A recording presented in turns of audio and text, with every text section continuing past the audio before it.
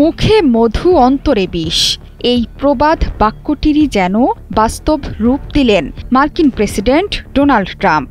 এবার এমন এক ভয়ঙ্কর কাণ্ড করছে এই মার্কিন প্রেসিডেন্ট, যাতে আরব দেশগুলোর যুদ্ধের প্রস্তুতি নেওয়া ছাড়া আর কোনো উপায় নেই।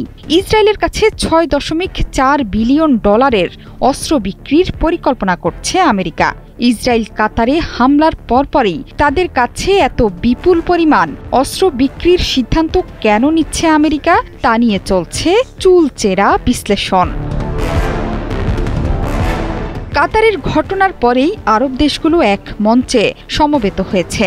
ন্যাটোর আদলে আরব মুসলিম দেশগুলোর সেনাবাহিনী নিয়ে এ ধরনের কোনো বাহিনী করা যায় কিনা তা নিয়েও চলছে জোর আলোচনা। এক্ষেত্রে অগ্রণী ভূমিকা পালন করছে ইরান। ইরানের পক্ষ থেকে সব মুসলিম দেশকে এক হওয়ার ডাক দেওয়া হয়েছে। এমন প্রেক্ষিতে ইসরায়েলকে আমেরিকার এত বিপুল অঙ্কের অস্ত্র বিক্রির পরিকল্পনা জন্ম দিয়েছে নানা রহস্যের। পরিকল্পিত প্যাকেজটিতে রয়েছে 30টি AH-64 অ্যাপাচি অ্যাটাক হেলিকপ্টার কেনার জন্য $3.8 বিলিয়ন এবং 3250টি সাঁজোয়া যান কেনার জন্য $1.9 বিলিয়ন একটি চুক্তি।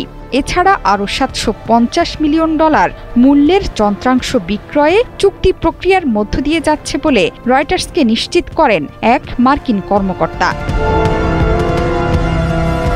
অন্যদিকে ফিলিস্তিন ইস্যুতেও আমেরিকার এমন পদক্ষেপ তুমুল সমালোচনার জন্ম দিয়েছে। আমেরিকার দেয়া বোমার আঘাতে প্রতিদিন প্রাণ ঝরছে হাজারো ফিলিস্তিনির।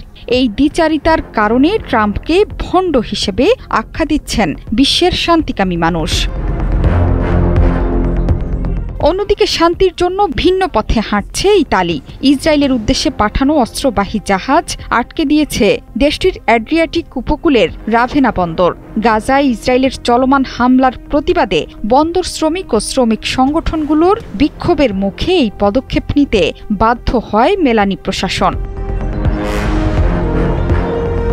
অস্ত্রের চালান ইসরায়েলের হাইফা বন্দরের পথে যেতে না দেয়ায় বন্দর কর্তৃপক্ষকে ধন্যবাদ জানান রাভেনার মধ্য বামপন্থী মেয়র আলেসান্দ্রো বারাত্তোনি।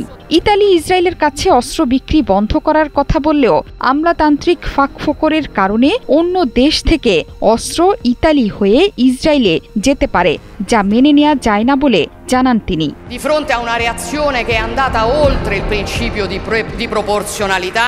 এর আগে ফ্রান্স, সুইডেন ও গ্রিসের মতো ইউরোপীয় দেশগুলোর বন্দর শ্রমিকরাও একইভাবে ইসরায়েলগামী অস্ত্র পরিবহন ঠেকাতে পদক্ষেপ নিয়েছেন। জোহরা চৌধুরী সেতু, ৭১।